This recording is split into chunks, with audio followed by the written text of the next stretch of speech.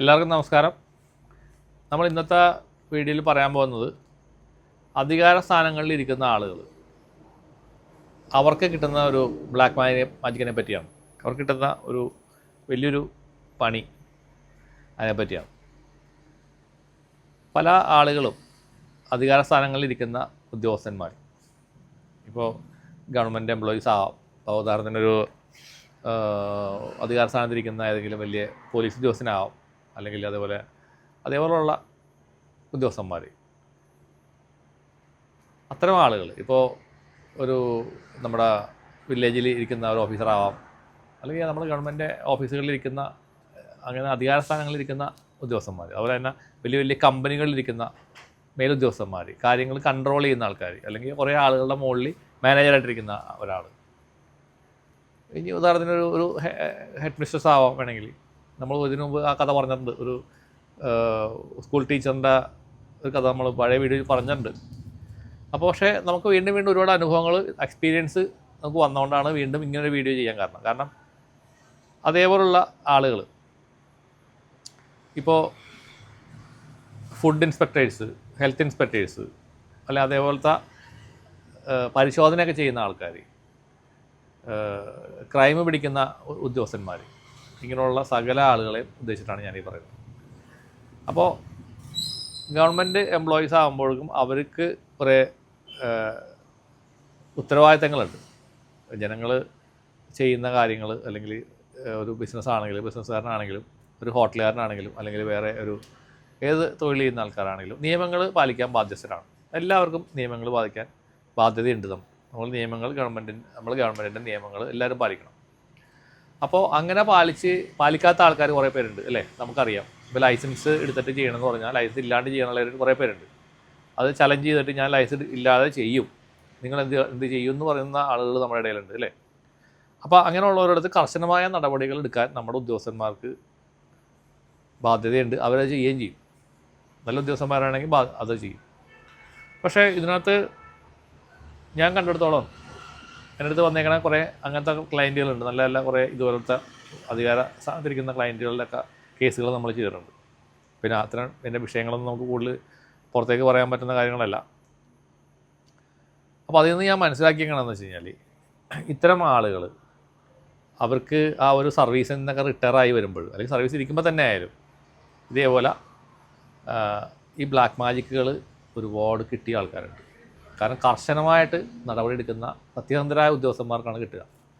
വിട്ടുവീഴ്ച ചെയ്തിട്ട് കണ്ണടച്ച് പോകുന്ന ആൾക്കാരുണ്ട്.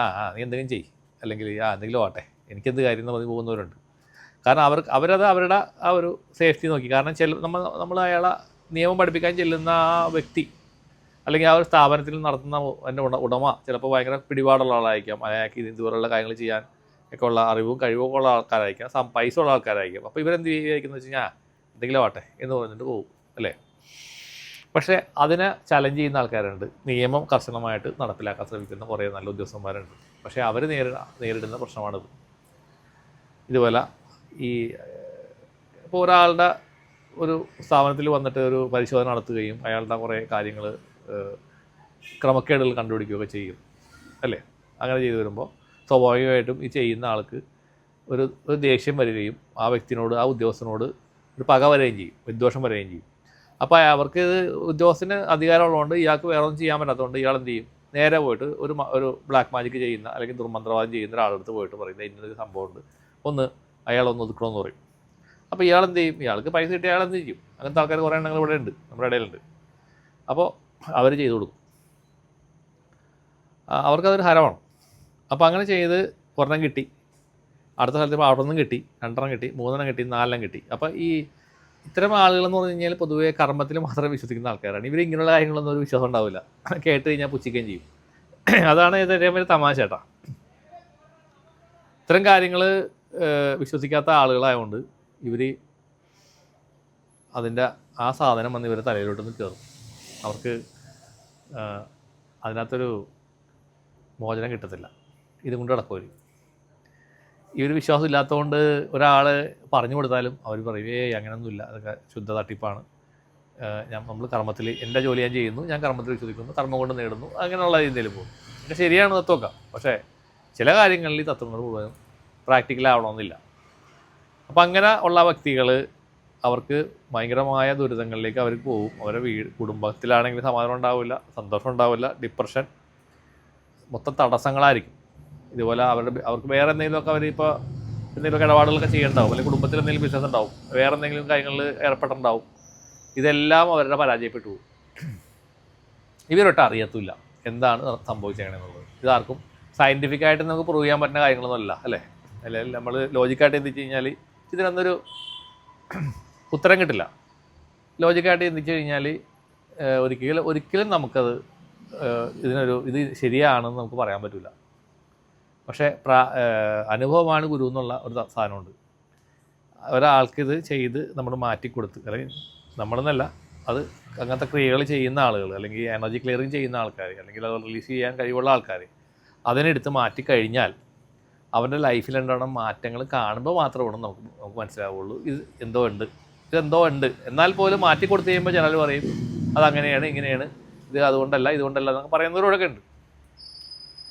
അപ്പോൾ എനിവേ, എൻ്റെ ഒരു വർഷത്തെ ഒരു എക്സ്പീരിയൻസ് വെച്ചിട്ട് ഞാൻ പറയണമെന്ന് വെച്ച് കഴിഞ്ഞാൽ, ഇത്തരം ആളുകൾ നിങ്ങളങ്ങനെ കർശനമായിട്ട് ചെയ്യുന്നവർ ഭയക്കണമെന്ന് ഞാൻ പറയില്ല. നിങ്ങൾ ഭയമൊന്നും വേണ്ട, ഭയമാണ് വേറെ പ്രശ്നം.